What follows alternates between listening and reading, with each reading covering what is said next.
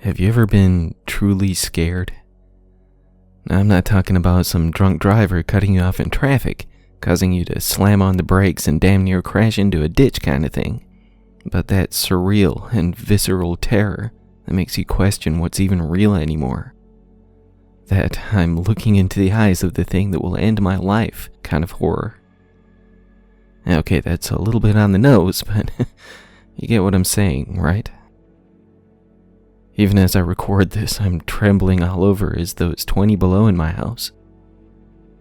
It's been a few days, but I'm still processing it, while barely having been able to sleep a damn wink since that night. When I do sleep, just about all I see is those damned eyes, cutting the reddened glow through the trees. Or just one of them, peering at me through my window, just waiting for me. Jill and I had met at a party a few months back, and we'd spent about every day together since. The fact that my name is Jack brought our mutual friends a lot of laughs, but it could get annoying at times. My buddy Darren has a cabin out in the woods out near Carter's Lake. We've been spending the long weekend with him and some other friends. We did a good bit of hiking over those days, to which we would return to the same jokes practically every damn time. So, did Jack and Jill go up the hill? Darren would ask with a smile. God damn it, man. Did you both have $1.25? He squeaked out in between chuckles. Yeah, I came down with $2.50, ha ha ha, Jill replied with a sigh. Of course, Darren's wife Sarah, her brother Dane, and his husband Blake all cracked up, while I joined my girlfriend in her exhausted sigh. It had been funny the first, 20 times or so? But Christ, it was getting old. Still, it had been a fun weekend to that point, even with the endless stream of the same lame punchlines at our expense. The cabin itself was absolutely gorgeous. 2 floors and 5 bedrooms, each with its own bathroom, a wide wraparound deck with a hot tub in the works. Darren came from a wealthy family, but he never shoved it in our faces or anything. I have a basic 9-to-5 gig, and Jill was a nurse, so neither of us had the most comfortable and carefree lifestyle, but it was nice to spend some time amongst the far more financially stable. Not to mention, we were able to stay in this beautiful place rent-free, so membership does have its privileges, I suppose. We'd been out there since that Thursday, so we were only 2 days into our 5-day stint at Le Chateau de Darren, as he liked to call it. As we approached that Saturday night, my buddy handed me one of his numerous credit cards and asked if I'd mind making a liquor store run. He told me he wanted a bottle of Glenlivet, a few cases of Killian's Irish Red, and whatever else Jill and I may want. Who was I to refuse? He even tossed me the keys to his Hummer, which I'd been dying to take for a spin. The cabin was nestled pretty deep in the woods, and the road that led to and away from it only barely qualified as an actual road, but the thick tires of the Humvee handled it so much better than my little Honda. It took me a half a mile or so to get a feel for it, especially with it being twice the size of my tiny Civic. But before I knew it, Jill and I were hauling ass in the direction of the far better paving of the main road. The sun had already began its descent for the night, and the liquor store was a good 20 minutes from the highway, 30 or so counting the bumpy graveled road through the woods, so it would be likely creeping up on 10 by the time we got back.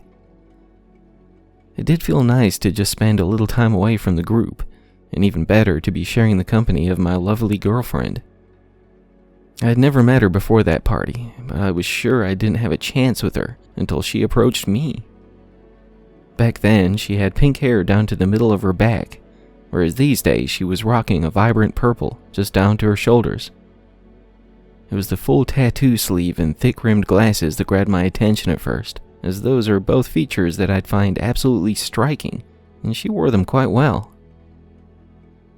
I've always been something of a nerd myself, so after we spent a good couple of hours discussing everything from scary movies to anime, I was already on the brink of head over heels. I'm just a shaggy-haired dork from a small town on the other side of the state, so I could have never expected to have met someone who checked every single box I looked for in a partner. Sure, we had our share of pointless spats over our short time together, but that only made the makeup sessions so much more exciting. I almost wondered if we had those random disagreements with that factor in mind sometimes, but that may just be me. As we pulled up to the intersection of the highway, that was probably the first time I noticed the sounds. We had the radio blaring for most of the ride, while we god-awfully attempted to sing along, but I've always had a strange habit of turning down the volume at intersections, especially the busier ones. Don't worry, I haven't got some long-winded backstory about some 5-ton dump truck I didn't hear because the radio was too damn loud or anything. It's just one of those things I've always done since I started driving. Whatever the reason, that's when I heard the howling. I'm not entirely sure if that's what I'd call it, to be honest. We'd been hearing plenty of wildlife over the previous days and nights, so I don't know why this one jabbed a fork into my spine. Something about it, I don't know, felt off somehow. I didn't know if there were any wild dogs or wolves in the area, but I'd heard anything from birds chirping to squirrels squeaking around the cabin. There was the occasional barking, but I assumed that to just be some distant neighbor's pet or something. If this wailing, gargled howl did come from a dog, it was from a breed I'd never even seen or heard of before, and it sounded to be a veritable beast of one too. "You hear that?" Jill asked, looking as alarmed by the noise as I was. "Freaky, right?" I replied, attempting to sound unfazed, regardless of the fact that it sounded as though it came from maybe yards from where we parked, waiting for a break in traffic. "Wounded animal, you think?" Maybe so. We'll keep an eye out when we come back, yeah?" She just nodded before I turned onto the highway, cranking the radio back up to drown out any other potentially unnerving sounds. I still couldn't say why that random wail got me so shaken up. For one reason or another, something about it seemed as though it was directed at us, if that makes even the slightest bit of sense. It felt like it was somehow threatening us, like the old haunted house movies with "Get Out" painted across the walls and thick blood dripping down the drywall. Of course, I may well have been way overreacting. My mother always told me I was far too imaginative for my own good, so I tried to push it to the side for the time being, while continuing on her quest for a trunkload of booze. As predicted, it was getting close to 10 by the time we arrived back at the slender opening to the graveled road, and as much as I enjoyed driving Darren's Hummer, I was ready to kick back and relax. Jill was shifting in her seat, looking equally as tired of being on the road. I raised my hand to turn the volume down on the radio, before deciding not to follow through with my intersection ritual for once. Traffic had simmered down considerably, so getting back onto the rougher path went much smoother on the return trip. I could swear I heard that awful wailing again as soon as the front tires hit the gravel. I was sure it had just been in my head, until my girlfriend gave me a sideways glance, before wrapping her fingers around my hand resting on the center console. We didn't verbalize our concerns this time, though our vehicular karaoke had not resumed since we hit the main road a good 40 minutes before. When Jill screamed out after we had only been back on the road to the cabin for a few minutes, I damn near slammed the Hummer into a tree. "Jesus!" I yelled, fighting to keep control of the heavy vehicle. "Did you see that?" Jill asked through heavy breaths. "See what? What's wrong?" "The eyes! Did you see them?" "What eyes, babe?" "They were right next to us. Bright red eyes, just..." Her words were cut short when another wailing howl echoed from seemingly right behind us. "What the fuck is that?" I asked, knowing full well that my girlfriend had as few answers to give as I did. We were both freaked out while I pressed the pedal down with much more intensity than I had felt comfortable with in both a vehicle I wasn't used to, as well as a road I didn't know too well. I suspect we were on the same page, though. Neither of us knew what the hell was out there, nor did we want answers to that. I had to pull my hand free from her grasp to focus on keeping the heavy and wide SUV from drifting too far to one side or the other, but the next howl that caused me to jump and scream out sounded as though it was only just feet from us. when something slammed hard into the rear passenger side door. It took everything I had not to wrap the front bumper around the thick trees, while causing me to almost lose control of my bladder at the same time. The next wail was far more aggravated than the last, though I didn't exactly have any basis for comparison for what qualified it to seem that way. The next assault, this time against the door I sat directly beside, forced me to lose my ability to keep the wheels pointed in the right direction, causing us to careen to the right. Though there was only an overgrown field alongside the passenger side door at the time, Jill and I were both yelling out as the wheels bounced across the elongated blades of grass, while almost getting lodged in the occasional dip. I still fought to guide us across the less desirable path, hopeful to escape whatever the hell it was that seemed so set on tormenting us. That very battle came to a close when one final assault to the left side of the Hummer sent us tumbling across the grass and dirt, ultimately ending with a thickened tree trunk damn near crushing the roof down on us. We were both shaken, not to mention bruised and bloodied. Neither of us seemed to be badly hurt, though it was hard to get a full idea of our injuries, hanging by our seatbelts in a half-crushed Humvee. We were trying to make as little noise as possible while we worked to unbuckle ourselves, but I for one was certain that whatever knocked us from the road would be unlikely to leave it at that. Everything around us had fallen almost unnervingly quiet, accentuating every single movement we made to break loose from the belts around us.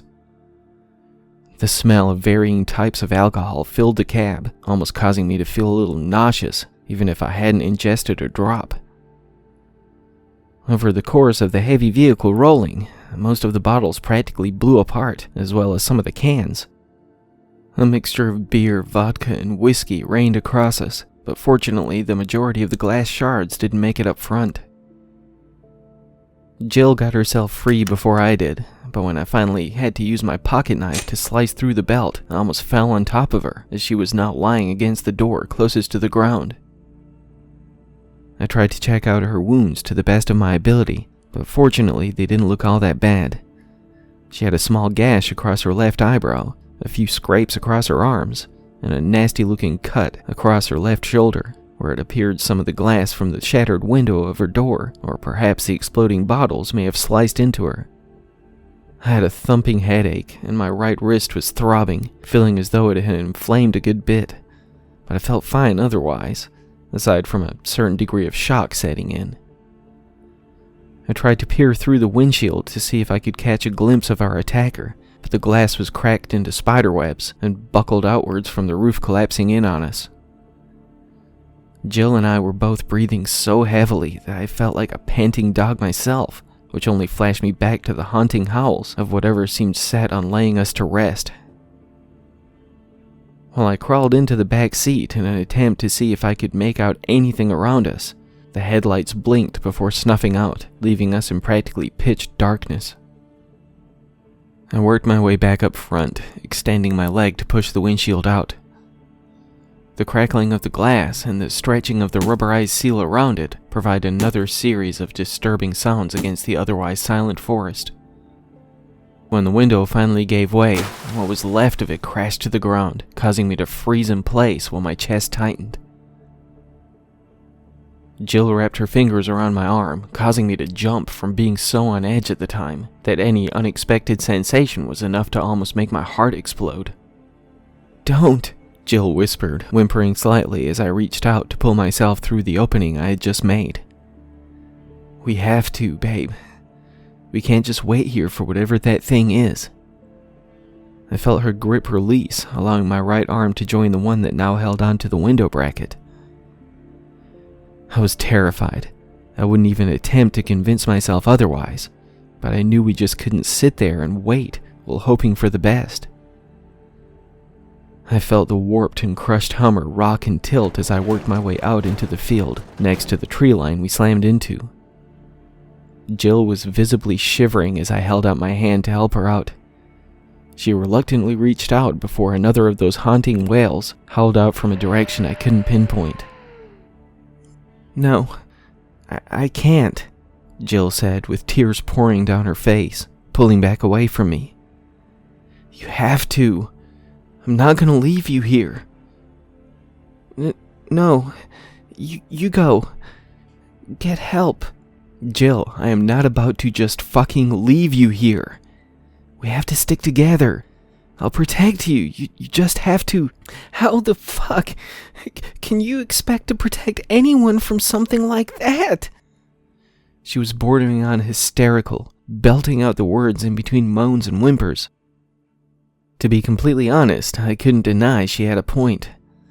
How the hell could I do anything to keep her safe against something that can swat a massive SUV off the road like a fly? I didn't want to leave her behind, but there was no time to debate our situation with some sort of beast toying with us. The whole idea of that still felt almost ridiculous to even consider, but it was the only theory that made any sort of rational sense. Okay, I said, still feeling uneasy about this course of action. You stay here, and I'll go get help. She just nodded her head, still trembling all over. Get into the back behind the seats. Stay hidden and keep as quiet as you can, okay? Another nod as she worked her way into the back, not taking her eyes off me. I didn't like this. I didn't like leaving her behind, but it would seem that I had little choice in the matter. I looked around while fishing my pocket for my phone. To my amazement, it was still functional, though the screen had a few new cracks. Have you got yours? I asked. She looked stunned for a moment before leaning back toward the front seat, feeling around for her purse.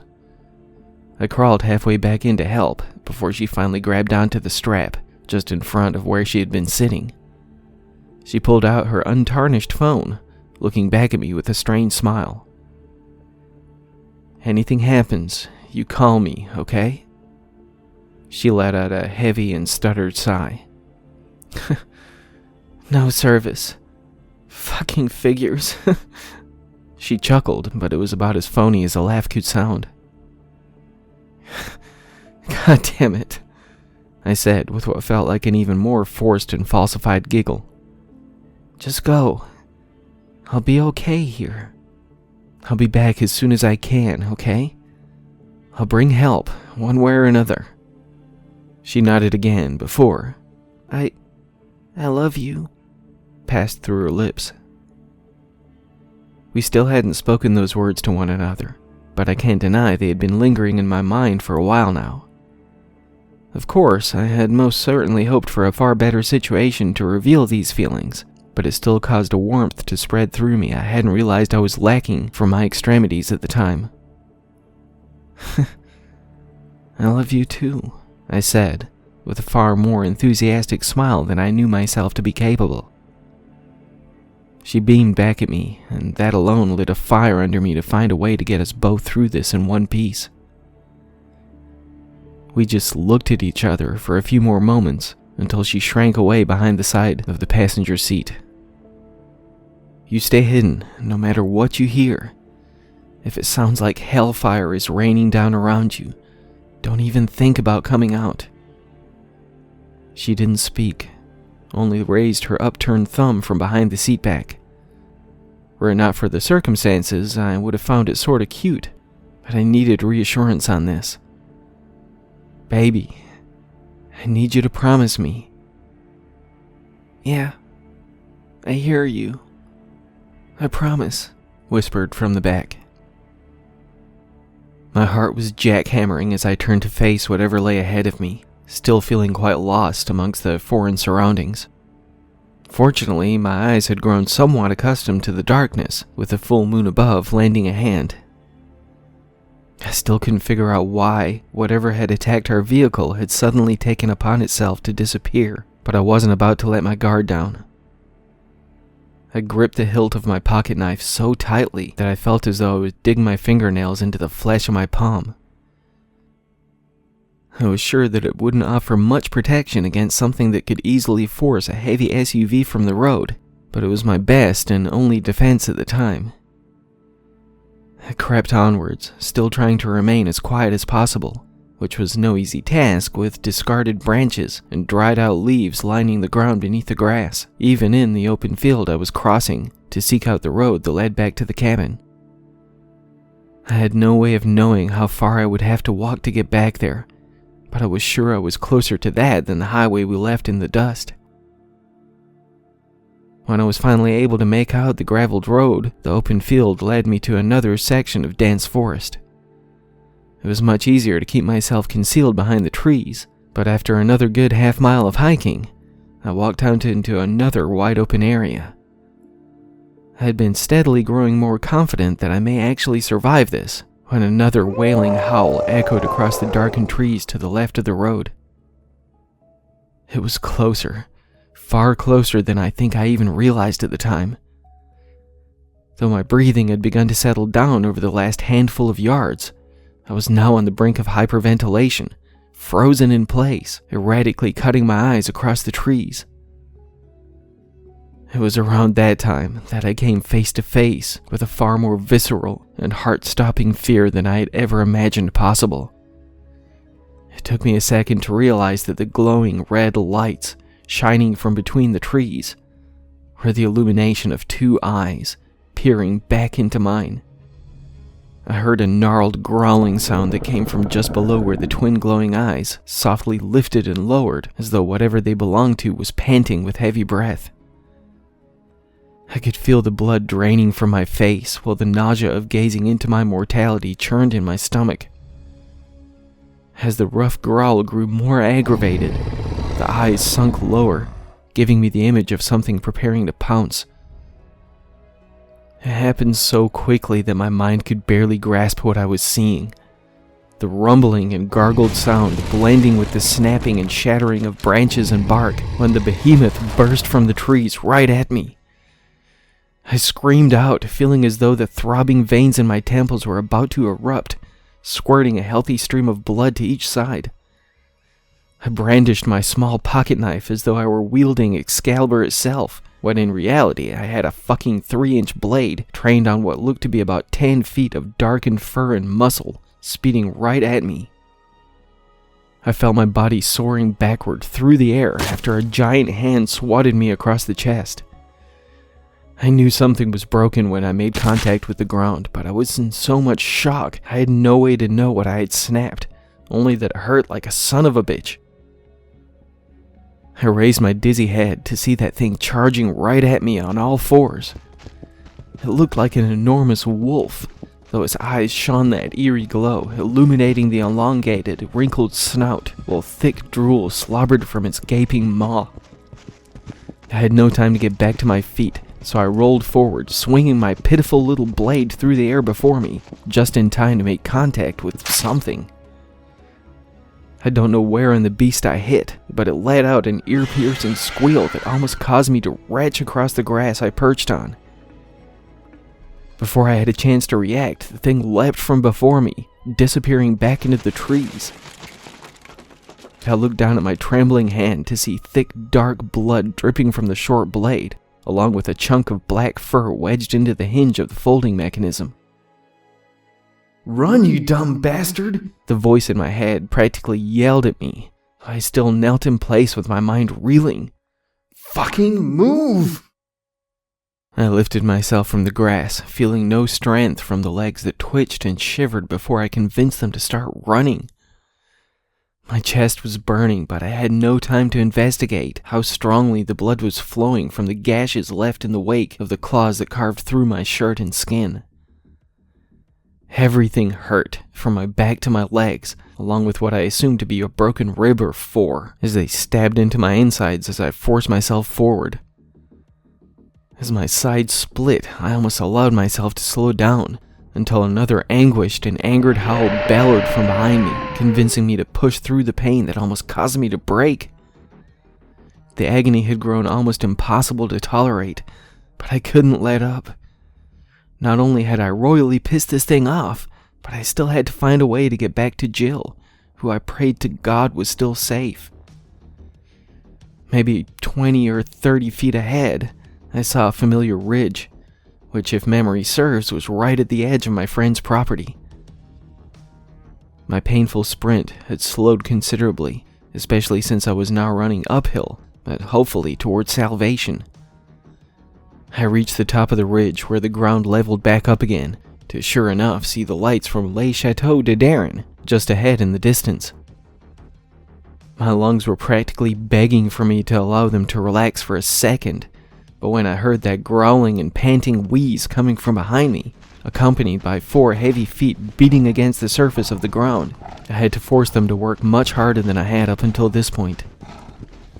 I screamed out through my straining breath, pleading with as much effort as I could for my friends to hear me as I forced one foot in front of the other. There are no words to truly describe either the amount of pain I was in or the true horrifying fear that I was experiencing as I heard those weighted paws trample the earth beneath them. I just kept yelling out, practically squealing the words, "Help me!" over and over until I finally saw the door open ahead of me. "Who the hell is out there?" Darren's voice called out. "It's Jack! God damn it, help me!" "Jesus Christ!" I heard call out as I neared the cabin with my feral pursuer sounding closer to me by the second. I was so close, but I just knew I would be torn to ribbons by the time I reached the open door. I could feel the foul breath and sticky saliva spritzing across the back of my neck, while the jagged bones still worked on ripping through my insides. When I heard the panting only inches from my ear, a gunshot rang out through the night, before a second caused another shrieking squeal to wail out from almost right beside me. Just before I fell onto the wooden steps of my friend's front deck, I heard those scampering feet quietening more and more as they sped away, back in the direction from which I had fled. I just stared up at my friends who had all gathered up on the patio, feeling a sense of indescribable gratitude, before everything went black.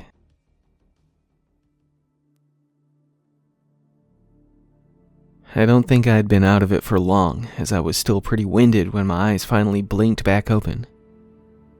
Everyone in the house was crowded around where they had carried me to the cozy couch, and I honestly felt a bit lost for a moment. As soon as the recollection of what I had been running from crashed back into the forefront of my mind, like a Humvee colliding with a thick and ancient tree, I sat straight up, instantly wincing from the pain of my likely broken ribs. I gripped my hand around where the agony screamed from to find out I now had bandages tightly wrapped around me.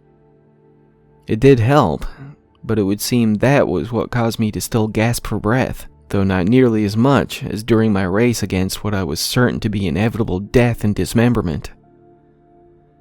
I looked down to see blood seeping through from beneath the gauze, before looking back up to my friends. "How bad is it?" "Not too bad," Darren said. "Can't tell how many ribs are broken, but the cuts could have been a lot worse." "What was that thing?" Sarah asked, rubbing the goose flesh on her arms. I just shook my head. I had no words to offer, as I had no idea what it was myself. My mind almost wanted to speak the word werewolf, but I still wasn't so fucked up in the head that I was ready to believe in such a thing. If I had to wager a guess, given the size of the beast, I don't know, Dogman, maybe? I had heard of rumored sightings of these things as close as Tennessee, but I still saw them to be just as fictional as Bigfoot, or fucking werewolves for that matter. "We called the police," Blake said. "There was an ambulance coming too." "Where's Jill?" Dane asked. I had to give it to my friends that, regardless of the fact I had arrived on foot, not even Darren had asked about his vehicle, which I could only hope still contained a safe and healthy Jill. I went on to explain everything that had occurred since I headed out what felt like hours ago by this point. Had it not been for the fact a couple of them had witnessed the enlarged beast chasing me down, I doubt I could have ever convinced them to believe a word of it. Given the circumstances, I didn't have to ask them to take my word on faith. Darren told me I had been out of it for a good half hour, which caused me a stab of guilt, as I knew my girlfriend had to be beside herself with fear and concern by now. Not to mention I was beyond terrified that the beast had returned to where I left her. "I gotta go back out there. I need to get back to her, I said, getting back to my feet, while pitifully attempting to pretend I was in any fit state to get back on the road. We called 911 as soon as you got inside, Sarah said. They should be here any minute. She's alone out there, I insisted, cutting my eyes to each of my friends one by one. She's alone out there with that thing. Darren rubbed the top of his head, as he often did when thinking something over. He was a big, intimidating guy, standing about 6'4" and substantially more muscled than I. Given his carefree lifestyle, he worked out religiously, as he had little to no other responsibilities. But even as threatening as he could appear, he looked as scared as I felt about the idea of leaving the house. "Have you tried to call her?" he asked. "We didn't have service down there. Worth trying anyway?" I pulled out my phone and clicked on her icon, only to get her voicemail message after what felt like an eternal ringing. Just hearing her recorded voice on the other end was enough to convince me to get back to her, regardless of whether or not the police were right around the corner. I looked back up at Darren, shaking my head when I couldn't reach her, while painfully getting back to my feet again. "I can't wait, man," I said, still shaking my head. "Yeah," he said, nodding his head, while glancing at his wife and back to me. "I got your back, brother." "I'll come too," Blake said, with Dane agreeing he would also join us. "No sense in all of us going," Darren said. "Dane, you stay here. Keep an eye on things until the cops show up. Cool?" Dane and Blake were both pretty stocky as well, with the latter having played football through high school and college, only to have an injury put an end to his dreams of making a career out of it. Honestly, my 5'10", 165-pound ass looked like a kid next to the other guys of our humble little group. I would joke from time to time that I could still kick their collective asses, as I had seen a good share of scraps in my younger years, but even I couldn't take myself seriously on that one. It would usually bring us a lot of laughs, but there was no levity in the room that night. I didn't feel great about leaving Dane and Sarah behind to fend for themselves if that thing worked its way back up to the house, but they were likely far safer here than where we were headed. Darren had quite the impressive collection of firearms, a few of which we would be bringing along for a ride out into the night. Both of the friends we left behind had learned how to shoot a decent degree of accuracy over the years, but I couldn't predict how our mutually trembling limbs would affect that. I was hopeful that that would not be put to the test, and that was wishful thinking at best. "If the police show up while we're gone, tell them where we're headed," Darren said to his visibly shaking wife, to which she returned a nod and a strained smile. I trained the rifle my friend handed me out into the night, with the mounted flashlight beaming across the trees, while we loaded up into Blake's truck. As we headed back out onto the gravel road, I felt my pulse throbbing beneath the flesh of my wrist and neck, while I continued to glare out of the window of the back seat, in search of glowing red eyes between the trees. Every bump in the road almost caused me to jump, as my mind revisited the sensation of being forced into the overgrown field we were now in search of, and I could only hope that Jill was still safely awaiting my return. We were only a couple of minutes into our quest when we noticed the flickering blue lights ahead. For the briefest moment, this gave me some semblance of hope, and that was to be short-lived when we arrived at the police car. It had been flipped over onto its roof, halfway off to the side of the road. The light still strobed from the front grille, but those on top had been crushed, along with most of the upper frame. I think every one of us lost access to our ability to breathe as we looked upon the wreckage, with deep gashes torn into the fiberglass frame of the car. Given that it was on his roof, half on and half off the road, guiding the large truck around it would be no easy task, but we also had to check if anybody had survived the attack. I wanted nothing more than to just get back to my girlfriend, but the chances of making it to her were growing slimmer by the moment. "We gotta check it out," Darren said, attempting to hide the quaking in his voice. "I'll go. You guys, you're beat to shit, man. I got this," he continued, already cracking open the passenger side door. "I'll come with," Blake added, cranking the column shifter into neutral. It's your truck, man. You should stay. Let me. Dude, someone has got to stay with the truck, and you're in no fit state to help if anybody is still in there. Take the wheel and ram the shit out of that thing if it shows up, okay? I wasn't a fan of this plan by any means, but he wasn't wrong. If they ended up having to pull anyone out of the wrecked police car, not only were my friends considerably stronger than I, but I was even more weakened at the time. I reluctantly climbed out of the back seat, taking my place at the helm, after Blake got out with his shotgun in hand. If there's anyone inside, don't stick around. Worst case, maybe we can shove the car to the side of the road with the bumper. Yeah, it wasn't the most reaffirming thing to say, but I needed to add something. I felt almost useless at the time, but I still wanted to help. Had it not been for the fact that I was the only one who had any idea where the Hummer was currently located, I would have likely been left back at the cabin. But I had to believe we could pull off this piss-poor attempt at a rescue. They got alongside the half-crushed car, and while Blake kept his gun trained at the trees, Darren peered inside. He shone a flashlight through the buckled windshield before backing up and giving a shrug. He shook his head to our mutual friend before looking back at me, shrugging once more.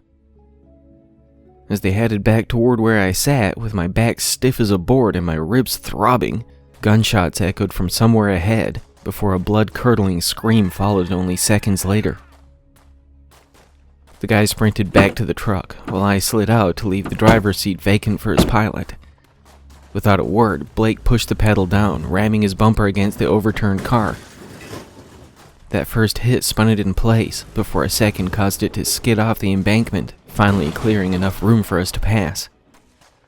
We didn't waste any time before speeding in the direction of where the scream still lingered in the air, though we did not speak a word, as we were all in a similar state of reluctance and fear. Were it not for the fact that we had nowhere else to go but back to the cabin, I'm sure we would not have felt the urge to seek out the source of the gunshots. Unfortunately, we knew this was leading us straight back to the belly of the beast. Well, hopefully not so literally. I think we all gasped at the same time when the headlight shone across the body that was lying in the middle of the graveled road. Well, what remained of the body anyway. Blake slammed on the brakes, causing the heavy truck to almost slide right into the mutilated torso of what was once an officer of the law. Given the fact that all that was left of the poor bastard was the upper half of his body, a grizzled and torn left arm, and a head that no longer had a jaw attached, we would have done no more harm to the guy if he had skidded the tires right across him. Somehow, I think the sounds of the remains crunching and cracking under the wheels would have made every one of us lose the meals we were collectively fighting to keep in our stomachs at the time. Blake was heaving for breath, while Darren shook his head from side to side, muttering under his breath in words I couldn't make out. "We need to move, man," I said, trying to snap my friend out of his seemingly frozen state. "Blake, we need to..." My words were cut short by something heavy landing on the bed of the truck, causing the back tires to burst under its weight. Before any of us had a chance to react, well, other than screaming out at the top of our lungs, glossy black and sharpened claws dug through the roof of the truck, quickly pulling back and tearing the cab open like a damn sardine can. Without a word, each of us threw open our doors, running for the woods on either side, with the echoed gargling howl wailing out from behind. As Darren made for the tree line on one side, Blake and I headed for those on the left. I looked back to see the beast turning to face Darren, preparing to pounce. Just as I raised my gun to unload it, Blake fired his shotgun, cocked it once and fired it again, each shot tearing into the fur and flesh of the creature.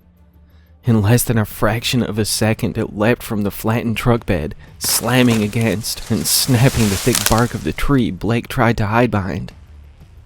I spun to point the barrel of the gun against the thing before it pulled back as a cloud of splinters and shrapnel rained down upon me. I straightened back out, holding my friend by the head, who wriggled and whimpered, desperate to break free from the tight grip. I tried to get a clear shot, but my arms were shivering so aggressively that I feared I would inadvertently fire into the flesh of his hostage. Each of the 5 claws pierced into the flesh, leaking fresh blood from around them. As the creature held Blake outstretched before him, I finally steadied my aim as much as I could, training the barrel on the beast's feet. But when gunfire echoed from the other side of the road, I felt my heart skip with a degree of hope. Darren landed a barrage of bullets into the monster, but his assault was cut short as blood spurted from the immense hand that held Blake by the head before he was launched towards Darren, flattening them both to the ground beside the tree line. There was a brief moment of relief when I saw Blake meet Darren on the bumpy ground. Of course, the feeling did not last long before I turned my eyes back to the crushed and dismembered head still firmly held between the monster's clawed fingers. While I stood there, rooted to the ground, staring blankly up at the beast, I finally took in the sight of what I was sure would be the last thing I saw in this life. It stood at least 10 feet tall on its hind legs, though I wasn't always the best judge of such things. The entirety of its bulky and muscular body was lined in thick black fur, but I could still make out the wide, pulsing veins across its enormous arms. Its head was similar to a wolf or a dog, but far more sinister in its features. Furrowed and wrinkled brow, drooling mouth filled with sharp, yellow teeth, dripping with the same shade of ruby red that spilled from where Blake's head used to connect to his neck, with half of what looked to be his spine dangling from it. It stood on equally as bulging legs as its arms, but they were far more animalistic than its upper half, which was more human in its contours.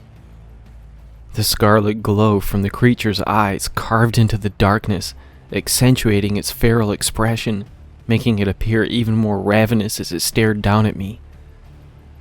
Its entire body flexed with every deep inhale and exhale, making it appear as though it was quite ready to enjoy the fresh meal that trembled before it. As it glared down at me, I collapsed to the ground, with the realization that my life was about to end, causing my legs to feel weakened and numb. I stared up to meet the beast's eyes, filled with that illuminated fury, and I knew I would never see the world outside these woods again. The bullets that had been fired from Darren's gun left oozing holes across the beast's chest, arms, and back, but it seemed unfazed by any of them, regardless of how such a thing had caused it to flee only a little while before. It was at that point that I knew it had been fucking with me this whole time. If at least 6 bullets didn't so much as cause it to wince, a single shot would have never forced it to retreat, nor the pitiful swat of my pocket knife. I looked over at my friends, one of whom who had already fallen to this horrendous creature, and the other seemingly passed out beside him. I hoped he was just sleeping it off anyway. I almost jumped out of my skin when the giant hand finally released its trophy to the ground, before echoing its stomach-churning howl across the still forest. This is it, I thought as I sat on the grass, unable to convince my legs to do any more than just shiver beneath me. I had no idea why it hadn't finished the job yet, but I could only assume that it enjoyed the scent of my fear. I couldn't help but wonder if it wanted to allow me a moment to fully appreciate what would be putting my life to a grisly end this night. Perhaps it wasn't quite ready for the festivities to come to an end just yet. Hell, maybe the fucker was just a little winded after flipping cars and tearing its victims apart. How the hell could I even think about figuring out what was going on in that monstrous noggin? I could feel rage setting in, both at what he had done to my friend, as well as the torment it had put me through. Yes, I was screwed and I knew it, but I would be damned if I was just going to sit there and take it. Sure, this was likely to end only one way, with my blood blending into the crimson puddles that already lined the road and grass. But I had one goal in mind. One simple thing that I wanted to accomplish before I coughed out the blood from my own strewn apart chest cavity. I wanted to take at least one of those glowing eyes from the beast. Maybe even both if I had the strength left before the end. As I slowly lifted myself from the ground, my enemy hunched over slightly, seemingly in preparation to pounce. My heart was jackhammering again, but I had already achieved a certain degree of resolve now that I had accepted my fate, so I wasn't about to back down. It looked a little startled when I began to charge toward it, lifting my gun to unleash another assault of gunfire into its fur-lined flesh. It roared out while it crouched down, before leaping into the air, upwards and toward me. I didn't let up on my attack, training the barrel of my gun on him as he soared through the night air at me. Having kept it in my sights the whole time, I managed to jump to one side before it slammed hard onto the ground, burying its clawed paws into the dirt. I still wouldn't stop, not until the clicking of the trigger signified that I'd spent my load, causing an all-too-familiar panic to reawaken within me. Yes, I had riddled the beast with holes, each of which leaked and squirted darkened fluids across the matted fur, but I hadn't even remotely slowed it down. Once more I got to my feet, still wielding the empty gun like a worthless shield, before sprinting toward the snarling beast again. As soon as I got close enough, I swung the stock of the gun right at it, managing to catch it across the jaw. It gave a satisfying yelp before it swatted at me with its claws outstretched, tearing through the flesh of my shoulder like a hot knife through butter. I screamed more from the sound of the deep gashes being carved into my tissue as the wounds themselves went numb almost immediately, as did the feeling in the fingertips of my left hand. I attempted to raise the arm, but I could barely get it to twitch, let alone move. Blood gushed from the 4 deep rips, which had surely torn through tendons and arteries alike. If nothing else, I thought, maybe I'll bleed to death before I get shredded to ribbons. I gave an exhausted chuckle while backing away from the beast, who still had my blood and skin pasted to its fingers. It stalked toward me with its hand outstretched, as though it sought to rub it in my face that it had cut me deep. I continued my lifeless giggle while feeling around behind me with my one functioning arm, hoping to be able to guide some sort of path of escape. When my back followed my fingers against a thick tree trunk of a tree, I laughed even harder than before, with the madness of my impending death causing my mind to shatter. The beast cocked its head to one side, stopping in place to glare at me. It appeared to be studying me, as though it had never observed such a reaction from any of its prey. "Just do it, you piece of shit," I said through gritted teeth, in between my pointless laughs. Naturally, the beast ignored my words, though it crouched down on all fours to face me directly. It still wore that furrowed and seemingly angered brow, but those glowing red eyes peered into mine as though it were curious in some way. As we gazed upon one another, I felt my own brow wrinkle, while I allowed the smile to widen across my face. Yes, I was certain my bloody demise was only moments away, but that bastard did not even realize he had given me a chance to achieve my one final goal. I tilted my head this time, hoping to let my face be committed to the monster's memory, before I quickly carved my pocketknife directly into its right eye. It felt as though it popped as I attempted to force my blade deeper, hoping to pierce right into its goddamn brain pan. Darkened, pus-like fluid spewed across my hand, while a squealing howl shrieked from its gaping maw. It jerked back before swatting at me again, sending me soaring across the air against the bark of yet another tree. The impact caused my head to spin, while the shrill wail of the beast caused my stomach to empty everything I had consumed over the past few days. It was a sound unlike anything I had ever heard, or could even hope to describe with any degree of accuracy. I was only vaguely aware of the new injuries from the collision with the trunk while I retched across the forest floor. I attempted to hold my body up with my one good arm, feeling as though it was filled with more gelatin than bones at this point, while lifting my head to glance back to where I had fled from. The beast had rolled onto its back, clutching its enlarged hands over the spewing socket. I took the opportunity to force myself back onto my trembling legs once more, before weaving in and out, between and around the trees of the dense woods. I could feel my body weakening, and I was sure I was in far more pain than the shock would allow me to admit, but I still had to attempt to track down where I left my girlfriend. I was still certain that I would not survive this, especially with my body growing colder by the second, likely due to the copious amounts of blood that still leaked from my shredded shoulder. But I had to reach her. Had I the slightest ability to second-guess my actions at the time, I may have realized that if I should find her, I would have likely led the creature right to her, but my common sense had spurted from my open wounds as much as whatever life force I had left. As I continued my escape, I pulled off my belt, wrapping it around my ruined shoulder. I bit down in an attempt to muffle my scream as I tightened the leather down, though I had little doubt the beast could still smell my blood and piss-soaked jeans, even if I could remain silent. It wasn't until the trees gave way to that wide open field again that I knew my time was running short. I had still been aware of the moans and whines of the beast as I sped away from it, but those agonizing sounds had now been replaced by noises filled with pure and exhilarated rage. If I'd had anything left in my stomach or bladder, the splitting and shattering wood a ways behind me would have caused every ounce of it to spray across the long grass. I still kept pushing forward, refusing to look back, until I heard one last tree topple to the ground, only some feet behind me. I finally stopped in place, realizing that I was at the end of my journey, while I felt whatever blood I had left drain from my face. I turned to see the behemoth standing directly at the tree line, panting heavy breaths while staring me down with its only functioning eye. I can't exactly say his facial expressions were in any way relatable, but I suspect that there was nothing short of pure hatred etched across the one I had stared into.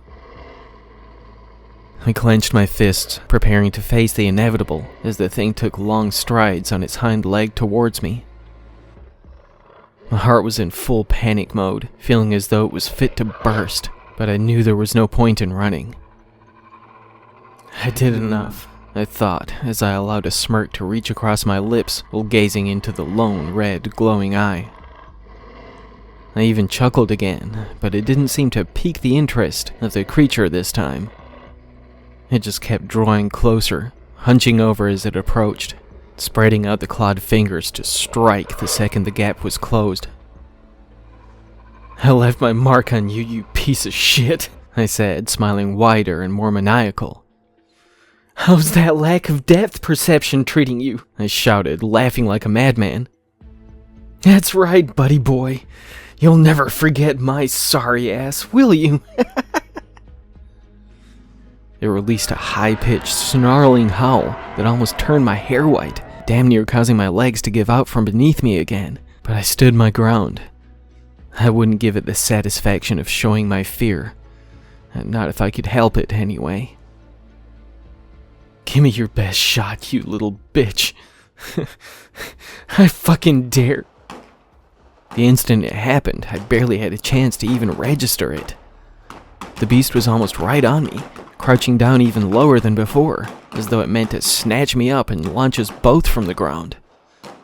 When I heard the explosive sounds of multiple gunshots in succession, I almost thought it was my eardrums rupturing from my head being crushed at first. I cut my eyes to where the shots came from, just in time to see Darren next to what looked to be another police officer, both unleashing their weapons on the thing before it leapt from before me to where they stood. "Run, Jack!" my friend yelled out as the thing swiped its hand across him before digging its claws into the side of the cop. I wanted to move, but my legs wouldn't budge. I stood, rooted in place, horrified at the sight of the officer's left arm being peeled away from his shoulder like the wing of a fly, spraying thick blood and strips of shredded tissue across my friend. His squealing scream echoed across the field before the yellowed and jagged teeth gouged into his throat, turning the shrill sound into no more than a gargled whimper. Darren had dropped to the ground and was sliding away from the horrendous sight, with his chest heaving blood from the quartet of deep, grizzled gashes across him, trying to force the hand which held his gun up from the gravel. The creature let out another awful howl as it dropped the limp body of the fallen cop to the ground. The fresh corpse made a moistened, slapping sound when it hit, which finally allowed me to take control of my legs again. I ran toward the road as the beast stalked toward my friend. It appeared in no hurry to get to him, as it had left Darren quite the mess already. It almost looked like it was just taunting him, snapping his jaws and growling as it drew closer. Time slowed around me as I approached the road, while the monster reached down to pull my friend from the ground. I was only vaguely aware of the new sounds at first, as the only thing I could focus on was the large, fur-lined hand wrapping around both of Darren's legs as it lifted him from the gravel. I could hear my friend screaming his own tormented howl, while the beast tightened the fist which held the twin shins, crushing the bones within to little more than fragmented pulp. I cut my eyes across the road in search of the gun the cop had been discharging into the horrendous monstrosity, when a flickering stream of blue lights brought my attention back to the real world. The growing sound that accompanied my friend's anguished screams was that of multiple sirens drawing closer by the second. The monster had no chance to react, as it was only paying attention to its prey. When the armored grille of a police car made contact with the legs of the beast, I witnessed its bones snapping backward, before it tumbled across the hood and onto the windshield of the car. I ran to Darren as he slipped free of the creature's grasp, tumbling off to the side of the road. More gunfire erupted, along with a variety of growls and whines. There were tearing sounds of both cloth and something leather-like being sliced through, but it all faded into the background as I sped to Darren's side. From what I could tell, he was unconscious, but still alive. The 4 gnarled rips across his chest and stomach were gushing blood, and his legs hung limply to each side below the knee. But I did whatever I could to shield him from the battle being waged on the road. Over what felt like minutes, the sounds of veritable war, anguished screams, and guttural growls thinned out to only moans and whimpers. Voices called out to one another, into and out of radios, while I felt a blanket being draped over my back. I don't know how long I just sat there with my mind reeling from the shock of the night's events, while the paramedics worked on doing what they could for Darren. More vehicles were lining up behind those who had initially arrived on the scene, but it was all a blur to me. That was until I finally remembered why we came back out here in the first place. Without so much as speaking a single word to any of the police or medics, I charged back toward where I hoped the wrecked Humvee would still be resting. Some voices called out from behind me, but I wouldn't stop. I had to get to her. I had to know if she was still alive out there. It took little time to arrive back at the large SUV, still partially wrapped around the thick tree. The fact that we had been this close the whole time caused my heart to race once more. As soon as I got there, I slammed my hand against the hood before attempting to crawl back through the busted-out windshield. Jill, baby, I'm here. Please tell me. I don't know if the sight of her raising her hand from behind the driver's seat as I pulled myself through the opening made my heart settle more or beat even harder. As soon as I wrapped my fingers around hers, her beautiful face peered out next to it. Are you okay? I asked, still heaving for breath, while an officer and a medic gently pushed me to the side to help her out of the buckled vehicle. She just nodded with her eyes welling up. She cut her eyes to my blood-soaked shoulder and back to mine. Are you all right? Yeah, I am. I am now. I didn't come out, she said, wrapping her arms around my neck while tears streamed down her face. Even when it sounded like hellfire was raining down around me, I didn't come out.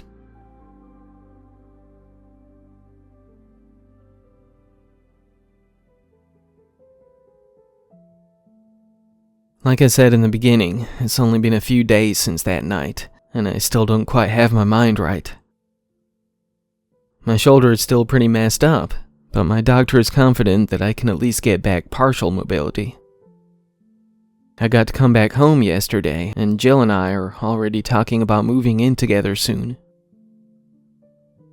I'm so glad that she managed to avoid all of the madness of that night, but she's been my rock since then.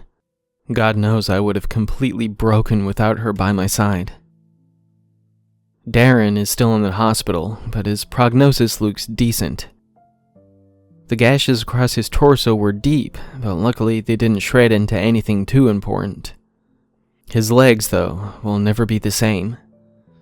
They had to take his right below the knee, as the damage was far too extensive, but after a couple of surgeries, they managed to save the left.